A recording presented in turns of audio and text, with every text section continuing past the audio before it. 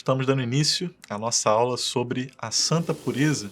Então nós vamos falar hoje sobre essa grande virtude que de fato agrada o coração de Deus, essa virtude que nos permite ver a Deus, essa bem-aventurança a qual nosso Senhor colocou uma promessa, ou seja, a promessa de que os puros de coração verão a Deus. Hoje, num mundo onde essa virtude é tão atacada, onde nós sofremos de todos os lados ataques contra a nossa pureza, onde somos desde a infância, muitas vezes, invadidos por uma avalanche de pornografia, de acessos à internet com imagens impróprias, com coisas ruins, até mesmo nas ruas, né, em outdoors, aquilo que é totalmente normalizado hoje em dia, nós sabemos o quanto de mal que isso pode trazer ao coração humano. Então, essa virtude da santa pureza, ela justamente é o que nos fará ver a Deus,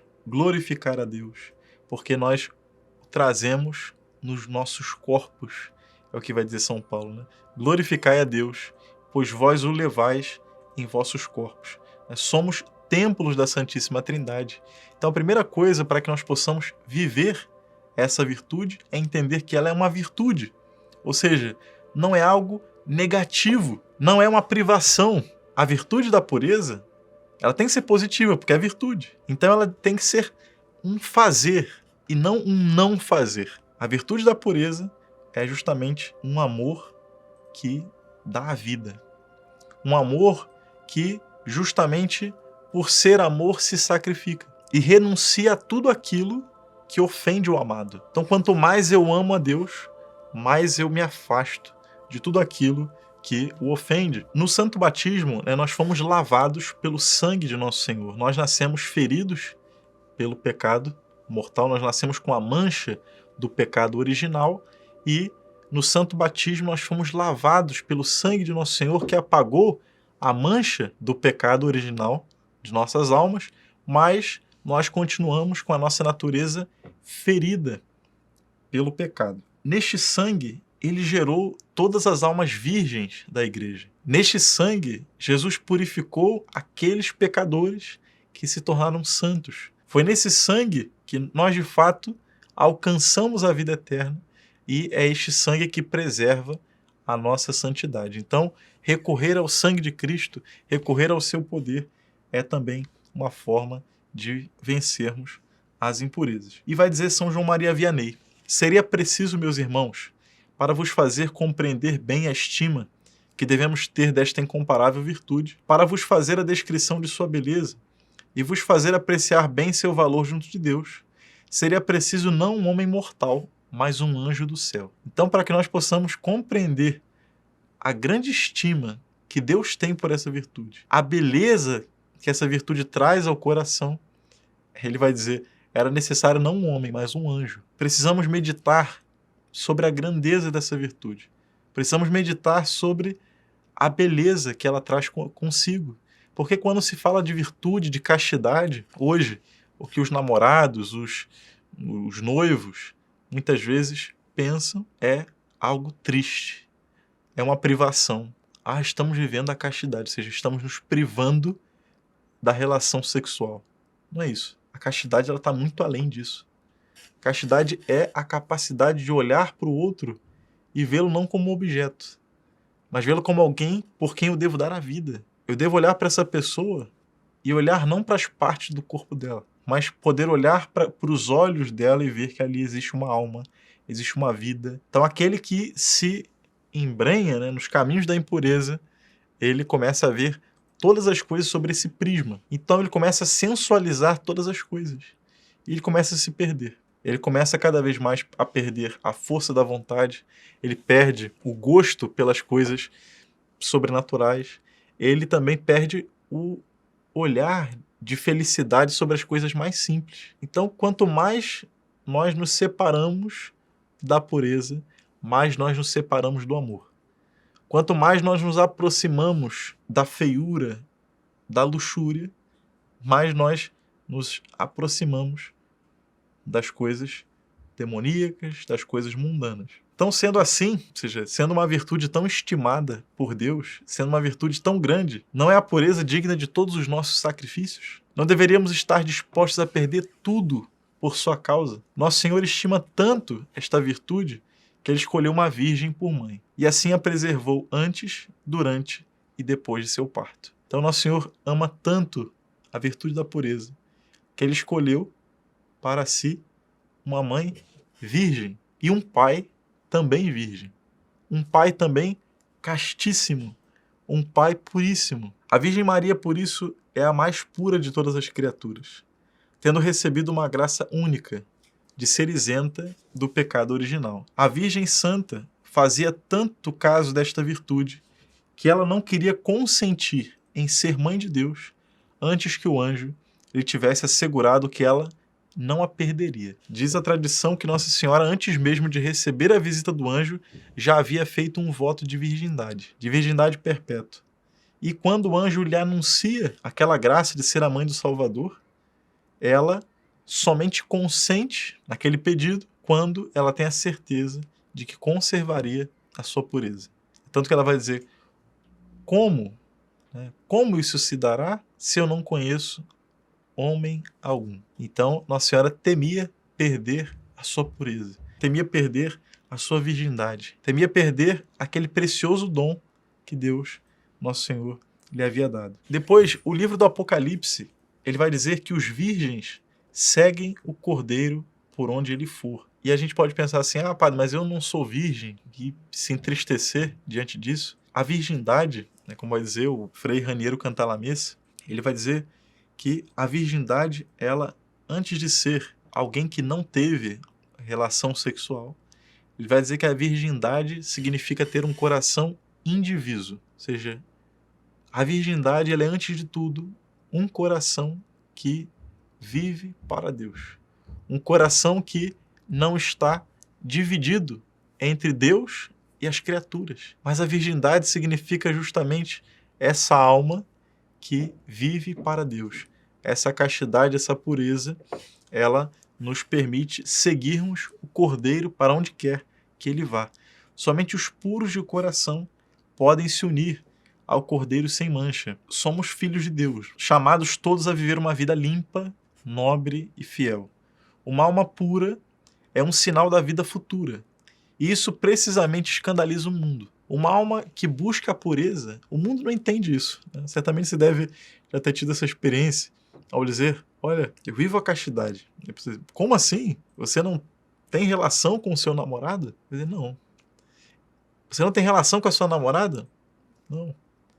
E poder ser alguém que nada contra a maré diante desse mundo, porque ao viver a pureza, eu estou dizendo para essas pessoas, existe algo além, existe algo a mais, existe algo que não termina aqui, existe uma vida futura que me espera e pela qual eu luto. Existe um Deus que me pede isso. Hoje as pessoas têm uma religião cada vez mais etérea, é verdade?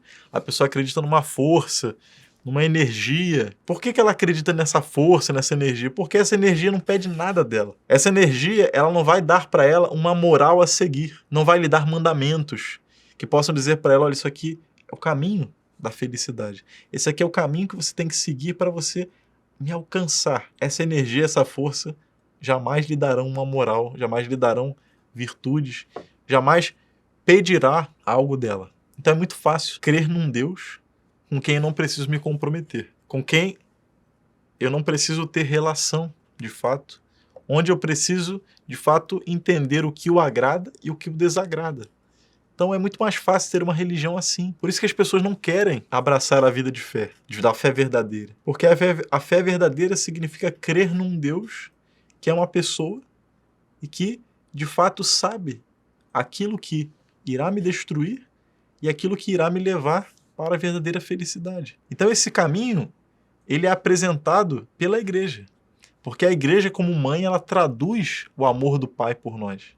Então a igreja, que é essa guardiã, essa mestra da verdade, ela nos mostra o caminho da verdade. E o caminho da verdade significa trilhar um caminho de pureza. As pessoas vão dizer, padre, mas isso é muito exigente.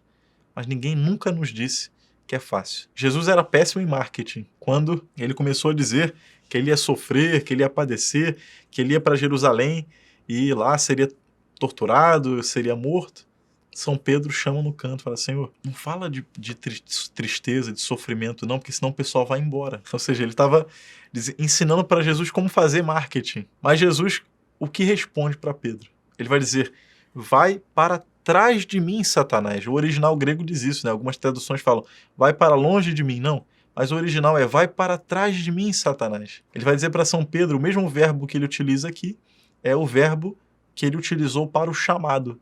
Ou seja, está dizendo para Pedro: Pedro, vai para trás de mim, segue-me. Você está querendo que eu te siga. Você está querendo que eu siga as tuas vontades. Mas, na verdade, você que tem que me seguir. Você que tem que trilhar os meus passos. Você que tem que aprender de mim. E nós, muitas vezes, queremos ensinar a Deus. Nós, muitas vezes, queremos ensinar a igreja. Então, eu devo, como filho da igreja, como vai dizer Santa Teresa d'Ávila, ela morreu e sua última frase no leito de morte foi: sou filha da igreja. Nós devemos nos orgulhar disso e dizer: olha, eu creio na igreja una, santa, católica e apostólica. Quando eu professo isso no credo, eu estou dizendo que eu creio que essa mesma igreja é aquela que me transmite a verdade que ela recebeu de Deus. Então, nós somos filhos de Deus e da igreja. Então, ao receber esse chamado de Deus a viver a santa pureza, mesmo sabendo que é um chamado exigente, Jesus não mentiu para mim. Ele vai dizer: quem quiser me seguir, renuncie a si mesmo, tome a sua cruz e siga-me. Vai dizer São Cipriano que uma alma casta é uma imagem viva de Deus sobre a terra. Quanto mais eu me aproximo dessa pureza, quanto mais eu me aproximo dessa castidade, mais a minha alma ela vai se tornando límpida, transparente. Percebam como o olho, como vai dizer Nosso Senhor, é a lâmpada do corpo. Vejam o olhar de uma prostituta. E você vai ver que aquele olhar é um olhar nublado, um olhar sujo, você não consegue ver dentro. Mas agora, vá até um Carmelo e olhe para o olhar de uma carmelita. E você vai ver que aqueles olhos brilham. Você vai ver que aqueles olhos são transparentes, límpidos. E você vai ver que aquelas mulheres que vivem ali, elas, na sua santa pureza, elas brilham interiormente. E brilham de tal forma que os olhos transbordam esse brilho, né, que é o brilho da pureza. A luta pela santa pureza é um retorno do homem para Deus. Então, cada vez que eu estou lutando para vencer a impureza, cada vez que eu não desisto diante de uma queda que eu tenho, eu estou, na verdade, lutando para retornar para Deus. É um combate que, quanto mais avança, mais une a alma ao seu amado. Ao vício contrário à virtude da pureza, chamamos luxúria. Deus, em sua infinita bondade e misericórdia, quis que, geralmente, anexo aos atos pelos quais o homem conserva a vida e a espécie humana, estivesse ligado a um prazer sensível, ou seja, tanto na questão da alimentação quanto no ato conjugal, existe ali um prazer, que é de fato um meio para um fim. Ou seja, o prazer ele é um meio para que eu chegue à finalidade daquele ato. Ou seja, comer, Deus colocou no comer e no beber um prazer. Mas, na nossa desordem, nós fazemos daquilo que é um meio um fim. Ou seja, as pessoas vão comendo para ter prazer. E, nessa desordem, acabam chegando nos pecados mais grosseiros de gula. E também com relação ao ato conjugal. Deus colocou nesse ato também que conserva a espécie humana um prazer. Imaginemos se fosse extremamente horrível se alimentar e ter ato conjugal. A humanidade já teria desaparecido. Então Deus, com a sua infinita bondade, coloca ali um prazer. Mas, como eu dizia, na nossa desordem, nós pegamos o meio e transformamos em fim. A ponto de se querer uma relação sexual não aberta à vida, simplesmente para ter o prazer. Então, dentro desse ato conjugal, é necessário estar dois aspectos. A questão unitiva, ou seja, do casal, a união do casal, e a questão procriativa. Uma união sempre aberta à vida. Assim, compreendendo isso, essa tendência desordenada ao prazer sexual, que chamamos de luxúria, é condenada pelo sexto e pelo nono mandamentos. É sempre pecado mortal. A gente tem que entender isso. Um olhar impuro consentido é um pecado mortal. Um pensamento impuro consentido já é um pecado mortal. Vai dizer, padre, mas é impossível. E agora? Né? Calma. Por exemplo, estou andando na rua, vejo uma mulher bonita passando. Aquilo passou diante de mim. Eu sei que aquela mulher bonita, passou uma mulher bonita, eu desviei o olhar. Isso foi um pecado? Não. Porque eu não consenti naquilo. Agora passa uma mulher bonita e eu vi e eu consenti. Ou seja, eu vi e eu sei que é pecado olhar, mas vou olhar assim mesmo. Então, quando eu faço isso, isso é um pecado mortal. Assim também como pensamento impuro. Nós, quando estamos numa vida espiritual séria, os demônios vão encher a nossa cabeça de pensamento impuro, para que a gente possa se dispersar na oração, para que a gente possa verdadeiramente se perder. Mas, quando eu vou renunciando a esses pecados, eu não quero isso, não quero, Senhor, não aceito esses pecados, não aceito esses pensamentos, não os quero em mim. Quando eu faço essa renúncia, eu não cometo um pecado. Mas agora, tive o pensamento impuro, eu começo a me deleitar com aquilo, começo a alimentar aquilo, isso é um pecado já mortal.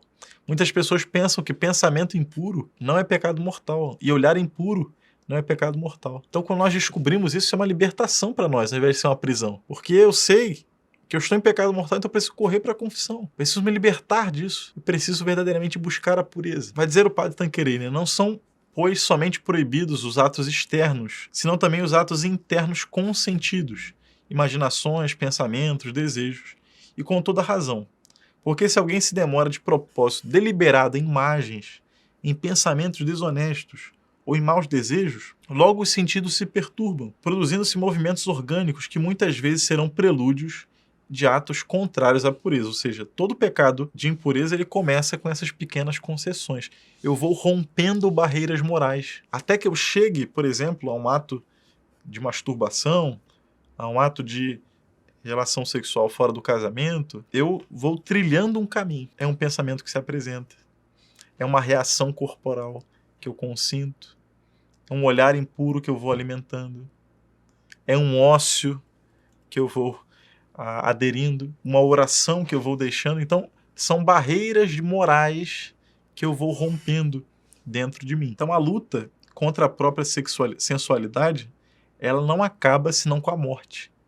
Mas esse combate é certamente mais brutal no começo da vida espiritual, sobretudo quando se trata de alguém que viveu profundas desordens e pecados antes de converter-se. Quem viveu uma profunda desordem sexual vai ter certamente uma luta maior no início da vida espiritual. Uma outra questão é essa grande luta que hoje se tem, principalmente entre os jovens, adolescentes e muitas vezes até entre adultos, da luta contra a masturbação e a pornografia. Essa é uma luta que se apresenta em muitas pessoas. E as pessoas perguntam, padre, como vencer isso? Parece que é impossível. Primeiro, a pornografia ela é a primeira coisa que você precisa eliminar da sua vida. Porque a pornografia, ela perverte a nossa capacidade de amar. A pornografia, ela destrói a nossa capacidade de amar e de ver os outros. Então, a pornografia, ela vai me tornando insensível também às pequenas alegrias. Eu vou me tornando triste, cabisbaixo, vou perdendo a vontade de viver. Isso é muito, muito certo, né?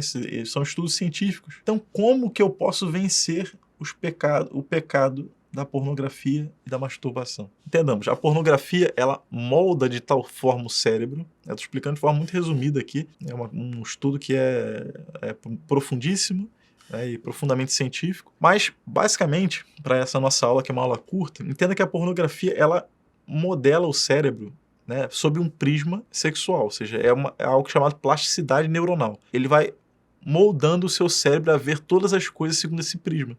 Então você não consegue ver as coisas sem um olhar sensualizado. Você olha para uma mulher, você já a vê como uma atriz pornô. Você não consegue mais olhar para os olhos das pessoas. Você olha para uma moça, você está olhando para os seios dela, você está olhando para uma parte do corpo dela, porque você está contaminado interiormente. Ou seja, o seu cérebro ele foi moldado pela pornografia ao olhar as coisas com esse prisma.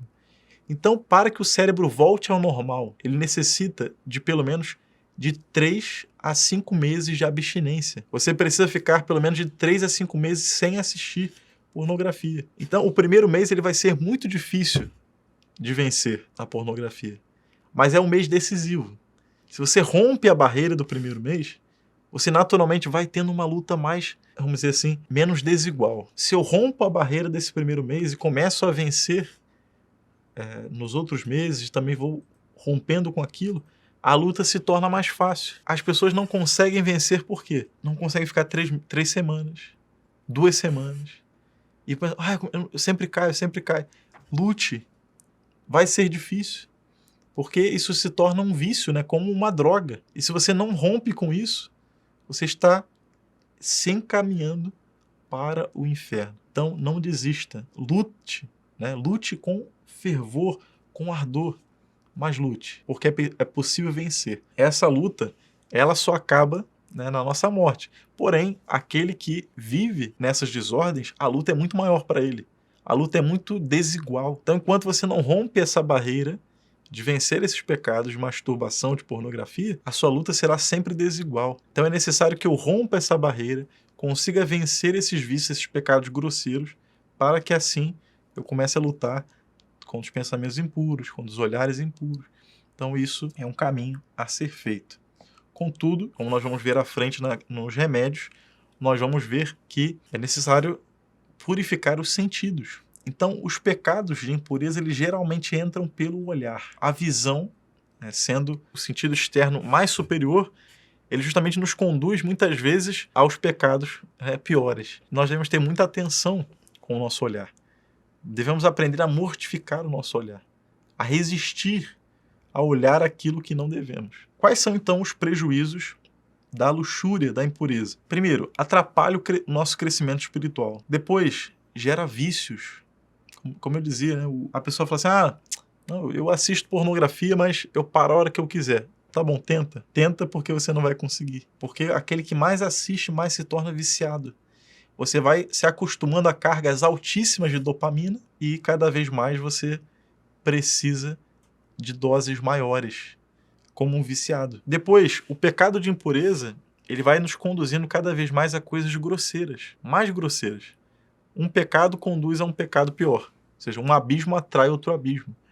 Então, quanto mais eu me acostumo ao pecado mortal, principalmente os de impureza, eles vão embotando a minha inteligência, ou seja, eu vou me tornando cada vez mais nublado nos meus pensamentos, mais, vamos dizer na palavra, no português claro, mais burro. Depois, o pecado de impureza ele gera um profundo egoísmo.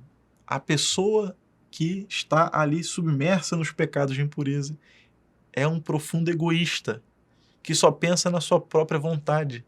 E cada vez mais terá uma enorme dificuldade para o sacrifício. Terá uma enorme dificuldade de se entregar pelos outros, de trabalhar, até mesmo o trabalho físico, né? Irá produzir menos, terá menos força de vontade, ficará mais fraco. A vontade, ela fica escrava da paixão, né? Um outro prejuízo. Faz com que a pessoa somente pense em coisas baixas. Paralisa todo o ardor para a perfeição. Perde-se o gosto pela oração, o desejo de qualquer virtude austera e as aspirações nobres e generosas. Então a impureza, ela vai nos fazendo perder o gosto pela oração. Ela vai tirando do nosso coração o desejo das virtudes mais elevadas e também vai tirando do nosso coração essas aspirações nobres, generosas, os ideais de nobreza, de honra, tudo isso vai desaparecendo do nosso horizonte. E também, como eu dizia, o corpo, ele vai perdendo a sua vitalidade. Quais seriam então os remédios para vencer o pecado da impureza? É preciso combater esse vício, né? Ou seja, eu preciso ter convicções profundas. Então, um dos remédios para vencer o pecado de impureza, primeiramente, é me munir de convicções profundas. Eu preciso ter uma profunda convicção de que eu preciso combater esse vício. Depois de que é possível vencer esse vício. E depois, eu quero vencer esse vício, né? Ou seja, é preciso, ou seja, eu tenho que combater. Depois, é possível vencer. Eu tenho que me convencer disso. É preciso combater. É possível vencer. Depois, eu quero vencer. Será que você quer sair da vida de impureza? Eu preciso dizer, eu quero. E é possível e é preciso.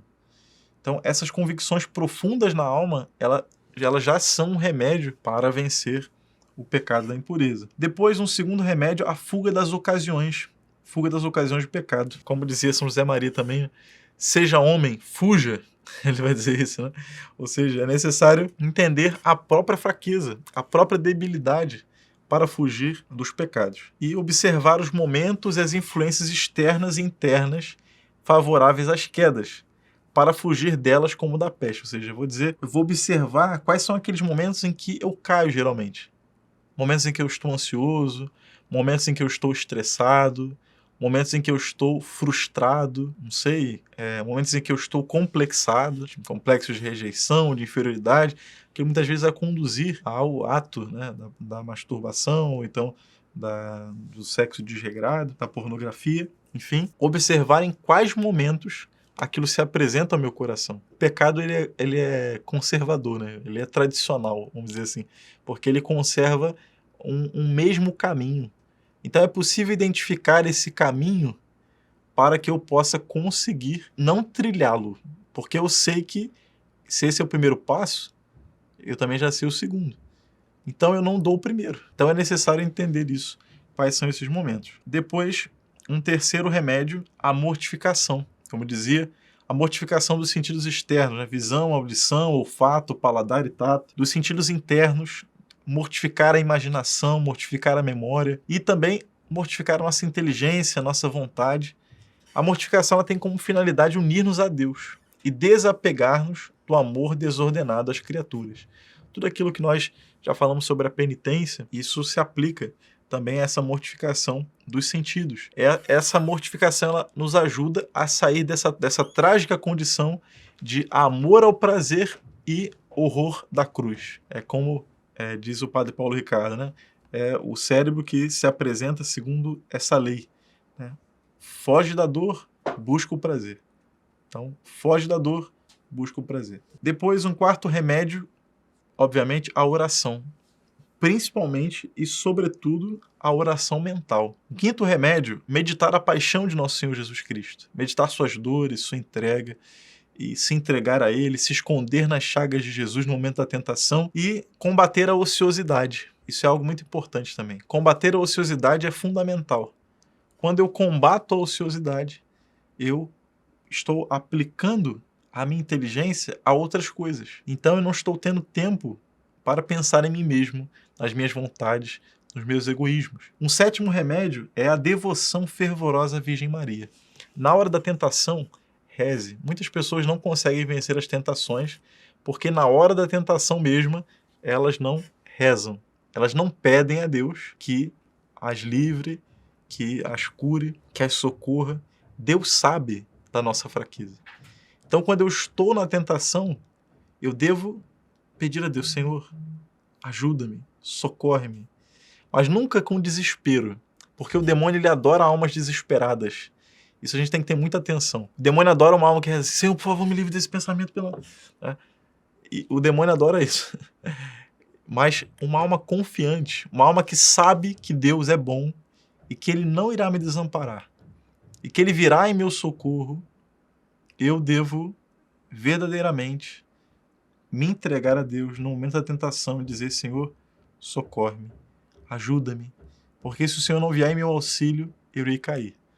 Então, com confiança, sabendo que Deus vai me ajudar, sabendo que Ele é bom e misericordioso, essa confiança, ela por si, ela já afasta os demônios. E essa devoção fervorosa à Virgem Maria, essa confiança em Maria, ela também é o que faz os santos.